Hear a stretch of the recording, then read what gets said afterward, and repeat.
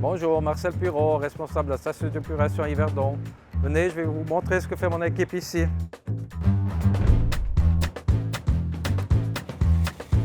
Salut, moi c'est Cédric. Ici on se trouve à la salle de commande. C'est ici où on surveille l'ensemble des équipements de la STEP. Deux systèmes sont constamment contrôlés, les stations de pompage et les installations de la STEP. Salut, moi c'est Julien. Aujourd'hui, je vais vous présenter les activités du laboratoire de notre STEP. Ici, on analyse tous les jours les différents polluants sur les eaux d'entrée et de sortie de la STEP. Ces analyses nous permettent de piloter au mieux notre installation pour respecter les normes. À la STEP, il y a 3 étapes principales d'épuration des eaux. La première est la décantation primaire. Cette étape physique permet d'extraire les particules de petite taille et les graisses dans les eaux usées. La deuxième étape consiste en une épuration chimique et biologique. L'eau va être épurée en générant d'un côté de l'eau traitée et de l'autre côté des boues d'épuration. Une petite partie de cette boue va au stripping, le reste est incinéré. L'étape finale est à nouveau une épuration physique. Dans celle-ci, l'eau traitée est séparée des boues par décantation.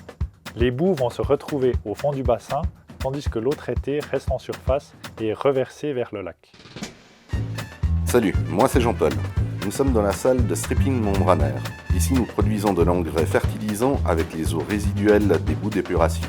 Par des traitements chimiques, nous transformons l'azote afin de le récupérer sous forme de gaz humide, qui devient un engrais que nous distribuons aux agriculteurs de la région. Salut, moi c'est David. On se trouve actuellement au bord des bassins biologiques de la STEP. Ici, je m'occupe essentiellement de l'entretien des bassins. Je vérifie que les sondes de mesure fonctionnent correctement et que le processus du traitement des eaux se déroule sans accroc. Ici, on se trouve sur le site du futur bâtiment des traitements des micropolluants. Cette dernière étape de l'épuration consiste à extraire les particules qui ne sont pas possibles de traiter aujourd'hui.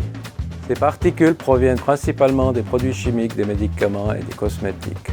Leur extraction permettra d'augmenter la qualité de l'eau déversée au lac.